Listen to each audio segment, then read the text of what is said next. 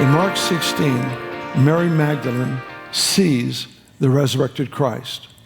She runs and she tells the remaining 11 disciples that he is alive, and they don't believe him. The very next scene, it says, the very next verse says, and two of them were walking along a road, and Jesus appeared to them in another form, and they didn't recognize him either. And when they finally did recognize him, when he broke the bread, they saw who it was. He vanished. They were stunned. They ran back to the other 9 and told them that Jesus was raised from the dead. They didn't believe them either. So they didn't believe Mary, and they didn't believe 2 of their own. And then Jesus shows up, and he rebukes them for their unbelief, for the other disciples' experience. Now just think about this for a moment. They were required to believe in the experience of another person. Now that sounds scary because not everybody's experience is correct.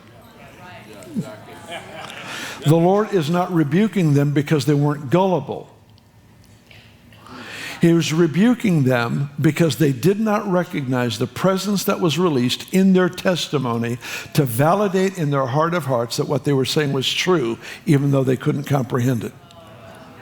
Truth spoken in love always carries presence.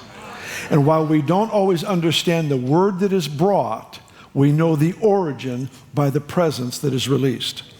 And if we become intellectual believers only without recognizing presence, we can be given a word that was supposed to bring life and completely miss our opportunity at that life.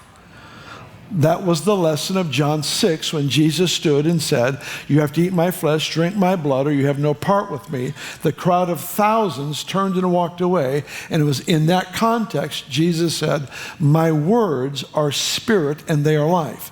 In other words, what I just said was presence, and that presence brought life. But the crowd couldn't process it here, and so they wouldn't receive it here.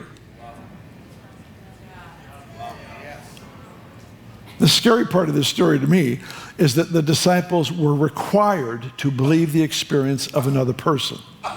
That sometimes your entrance into your personal breakthrough comes through the experience of another person. Everybody wants things to themselves, Jesus to them, and yet Jesus has this habit of putting what I need on someone else, and then they have to give it to me.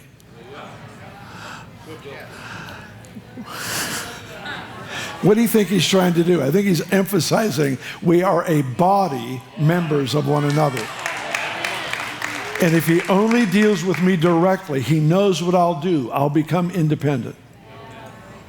I'll become independent and indifferent and look down at anyone who has some kind of an issue because they're not as spiritual. The Lord knows what we're like. And so it says here, this is what you need. Oh, by the way, I'm going to give it to your friend. Humble yourself, have them pray for, and you'll get the breakthrough that you've asked for.